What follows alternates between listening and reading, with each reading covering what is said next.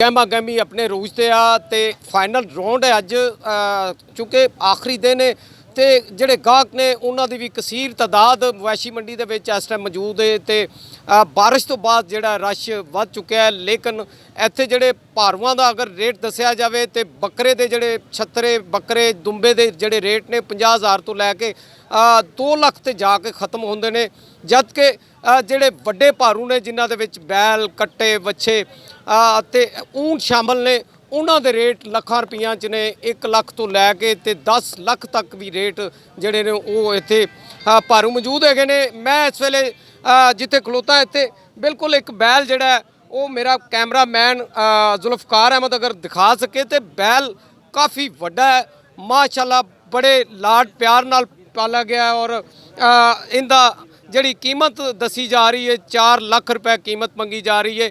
ਵਪਾਰੀ ਵੀ ਮੇਰੇ ਨਾਲ ਮੌਜੂਦ ਨੇ, ਇਹਨਾਂ ਦੇ ਕੋਲ ਜਿਹੜਾ ਇੱਕ ਵੱਛਾ ਐਸਾ ਵੀ ਹੈ ਵੇ ਜਿਹੜਾ 1,60,000 ਰੁਪਏ ਦੇ ਵਿੱਚ ਫਰੋਖਤ ਕਰਨ ਦੀ ਕੋਸ਼ਿਸ਼ ਕੀਤੀ ਜਾ ਰਹੀ ਹੈ। ਗਾਹਕ ਵੀ ਮੌਜੂਦ ਨੇ, ਗਾਹਕ ਲੱਗ ਵੀ ਰਹੇ ਨੇ, ਤਕਰਾਰ ਵੀ ਜਾਰੀ ਹੈ, ਬਹਿਸ ਵੀ ਜਾਰੀ ਹੈ, ਲੇਕਿਨ ਸੌਦਾ ਨਹੀਂ ਹੋ ਪਾ ਰਿਹਾ। ਅਸੀਂ ਕੋਸ਼ਿਸ਼ ਕਰਾਂਗੇ ਕਿ ਇਸ ਬੈਲ ਦਾ ਸੌਦਾ 7 ਨਿਊਜ਼ ਦੀ ਟੀਮ ਜਿਹੜੀ ਹੈ ਉਹ ਖੁਦ ਕਰਵਾਵੇ। ਇਹ ਕੀ ਲਾਉਂਦੇ ਪਏ ਹੋ ਰੇਟ? 120 ਤੇ ਮਾਲਕ ਕੀ ਮੰਗਦਾ ਪਿਆ? 160 ਤੇ ਫਿਰ ਹੁਣ ਕੀ ਪ੍ਰੋਗਰਾਮ ਹੈਗਾ ਆਪਣਾ?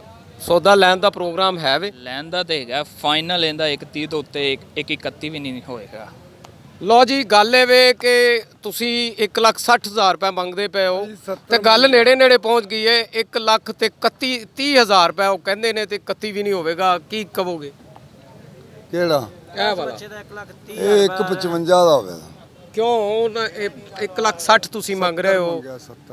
1,70,000 ਰੁਪਏ ਮੰਗਦੇ ਪਏ ਹੋ ਤੇ ਉਹ 1,30,000 ਲਾਉਂਦੇ ਉਹ ਲਾ ਲਵੇ ਭਾਵੇਂ ਆਨਾ ਲਾਵੇ ਕੋਈ ਦੁੱਖ ਹੈ। ਨਹੀਂ ਐਵੇਂ ਤਾਂ ਨਹੀਂ ਨਾ। ਹੁਣ ਤੁਸੀਂ ਬਿਲਕੁਲ ਹੀ ਉਹਨੇ ਤੇ ਰੇਟ ਮੁਨਾਸਬ ਲਾ ਦਿੱਤਾ। ਨਹੀਂ ਨਹੀਂ ਕਿੰਨਾ ਅੱਗੇ ਤੁਹਾਨੂੰ ਕਿੰਨਾ ਮੁੱਲ ਲੱਗਾ? ਉਹ ਤੁਸੀਂ ਅਗਲਾ ਛੱਡੋ, ਆਪਾਂ ਝੂਠ ਮਾਰਨਾ ਹੈ। ਕਿੰਨਾ ਲੱਗਾ ਹੈ ਦੱਸੋ ਨਾ।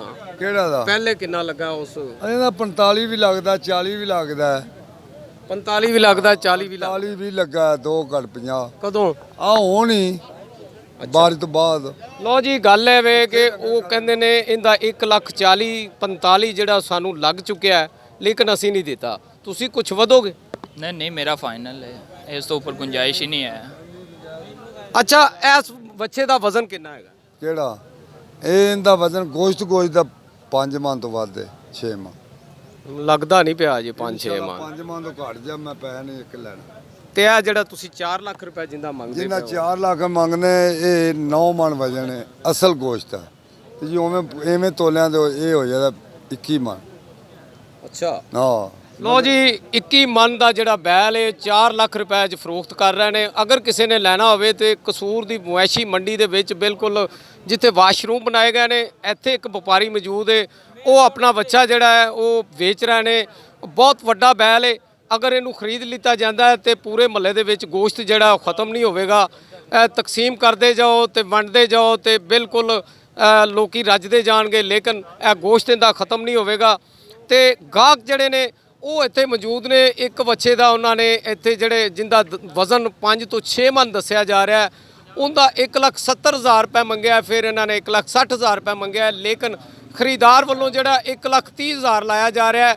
ਜਿਹੜੇ ਵਪਾਰੀ ਨੇ ਉਹਨਾਂ ਦਾ ਕਹਿਣਾ ਹੈ ਕਿ ਸਾਨੂੰ ਇਸ ਤੋਂ ਪਹਿਲੇ ਵੀ 1,40,000 ਤੋਂ 45,000 ਲੱਗ ਚੁੱਕਿਆ ਹੈ, ਲੇਕਿਨ ਉਹਨਾਂ ਨੇ ਨਹੀਂ ਦਿੱਤਾ। ਉਹ ਕਹਿੰਦੇ ਨੇ ਕਿ ਸਾਨੂੰ ਜਿਹੜਾ ਹੈ ਉਹ ਮਾਲ ਡੰਗਰ ਜਿਹੜੇ ਨੇ ਉਹ ਅਸੀਂ ਬੜੇ ਔਖੇ ਹੋ ਕੇ ਪਾਲਨੇ ਆ, ਸਾਡੀ ਜਿਹੜੀ ਇੱਥੋਂ ਦੀ ਕੀਮਤ ਹੈ ਉਹ ਪੂਰੀ ਵੀ ਨਹੀਂ ਹੁੰਦੀ।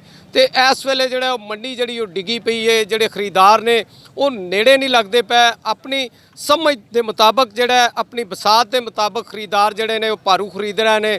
ਬੱਕਰਾ ਹੋਵੇ, ਚੱਤਰਾ ਹੋਵੇ ਜਾਂ ਦੁੰਬਾ ਹੋਵੇ, ਛੋਟਾ ਵੱਡਾ ਜਾਨਵਰ ਜਿਹੜਾ ਉਹ ਮਹਿੰਗੇ ਦਾਮਾਂ 'ਚ ਫਰੋਖਤ ਤਾਂ ਕੀਤਾ ਜਾ ਰਿਹਾ, ਲੇਕਿਨ ਵਪਾਰੀਆਂ ਦਾ ਕਹਿਣਾ ਹੈ ਕਿ ਉਹਨਾਂ ਦੇ ਮੁਤਾਬਕ ਜਿਹੜਾ ਰੇਟ ਉਹਨਾਂ ਨੂੰ ਮੁਨਾਸਬ ਨਹੀਂ ਮਿਲਦੇ ਪਏ ਤੇ ਖਰੀਦੋ ਫਰੋਖਤ ਦਾ ਸਿਲਸਿਲਾ ਜਾਰੀ ਹੈ। ਕਿਉਂਕਿ ਹਾਲੀ ਜਿਹੜਾ ਟਾਈਮ ਕਾਫੀ ਬਾਕੀ ਹੈ। 5 ਵਜੇ ਤੋਂ ਬਾਅਦ ਕਿਉਂਕਿ ਕੋਈ ਰਾਤ 12 ਵਜੇ ਤੱਕ 1 ਵਜੇ ਤੱਕ ਖਰੀਦਾਰੀ ਦਾ ਸਿਲਸਿਲਾ ਜਿਹੜਾ ਉਹ ਜਾਰੀ ਰਹੇਗਾ। ਸਾਰੀ ਰਾਤ ਤੱਕ ਜਿਹੜੇ ਵਪਾਰੀ ਆਪਣੇ ਘਰਾਂ ਬਾਰਾਂ ਨੂੰ ਛੱਡ ਕੇ ਆਏ ਨੇ, ਦੂਰੋਂ ਦੂਰੋਂ ਆਏ ਨੇ। ਪੰਜਾਬ ਤੋਂ ਇਲਾਵਾ ਵੀ ਦੂਸਰੇ ਸੂਬਿਆਂ ਦੇ ਵਿੱਚੋਂ ਵੀ ਵਪਾਰੀ ਜਿਹੜੇ ਕਸੂਰ ਦੀ ਮਵੇਸ਼ੀ ਮੰਡੀ 'ਚ ਇਸ ਟਾਈਮ ਮੌਜੂਦ ਨੇ ਔਰ ਉਹਨਾਂ ਦਾ ਕਹਿਣਾ ਹੈ ਕਿ 8 ਤੋਂ 10 ਦਿਨ ਅਗਰ ਅਸੀਂ ਇੱਥੇ ਗੁਜ਼ਰ ਚੁੱਕੇ ਨੇ, ਸਾਨੂੰ ਡੇਰੇ ਲਾ ਕੇ ਬੈਠੇ ਹੋਏ ਆ। ਅੱਜ ਦਾ ਦਿਨ ਵੀ ਅਸੀਂ, ਅੱਜ ਦੀ ਰਾਤ ਵੀ ਅਗਰ ਅਸੀਂ ਇੱਥੇ ਰਵਾਂਗੇ ਕੋਈ ਮਸਲਾ ਨਹੀਂ ਦਾ, ਲੇਕਿਨ ਅਸੀਂ ਆਪਣੇ ਜਿਹੜੇ ਭਾਰੂ ਨੇ ਉਹ ਅਸੀਂ ਆਪਣੇ ਕੀਮਤ ਦੇ ਮੁਤਾਬਕ ਜਿਹੜੇ ਮੂੰਹ ਮੰਗੇ ਦਾਮ ਨੇ ਉਹਨਾਂ ਦੇ ਮੁਤਾਬਕ ਅਸੀਂ ਇੱਥੋਂ ਵੇਚ ਕੇ ਜਾਵਾਂਗੇ। ਉਸ ਤੋਂ ਇਲਾਵਾ ਜਿਹੜਾ ਹੈ ਨਾ ਅਸੀਂ ਘਾਟਾ ਬਿਲਕੁਲ ਬਰਦਾਸ਼ਤ ਨਹੀਂ ਕਰਾਂਗੇ। ਜਦ ਕਿ ਖਰੀਦਾਰ ਨੇ ਜਿਹੜੇ ਉਹਨਾਂ ਦਾ ਕਹਿਣਾ ਇਹ ਆ ਕਿ ਅਸੀਂ ਆਪਣੇ ਬਜਟ ਦੇ ਮੁਤਾਬਕ ਭਾਰੂ ਲਵਾਂਗੇ। ਅਗਰ ਇੱਕ ਚੀਜ਼ ਲੱਖ ਰੁਪਏ ਦੀ ਏ ਤੇ ਉਹਦਾ ਰੇਟ ਜਿਹੜਾ ਹੈ ਉਹ 50,000 ਲਾਇਆ ਜਾ ਰਿਹਾ ਹੈ, 50 ਤੋਂ 60 ਤੱਕ ਲਾਇਆ ਜਾ ਰਿਹਾ ਹੈ।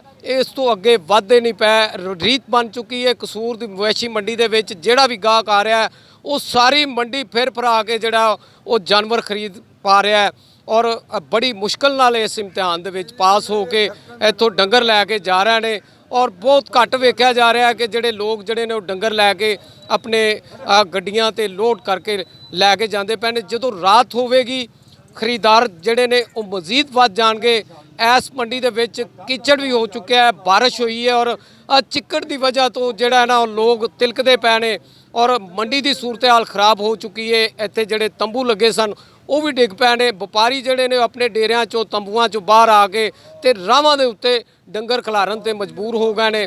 ਤੇ ਇਹ ਸੂਰਤ ਹਾਲ ਹੈ ਮਵੇਸ਼ੀ ਮੰਡੀ ਦੀ। ਜਿਹੜੀ ਸੂਰਤ ਹਾਲ ਜਿਹੜਾ ਫਾਈਨਲ ਰਾਉਂਡ ਜਿਹੜਾ ਉਹ ਹਾਲੀ ਤੱਕ ਜਾਰੀ ਹੈ।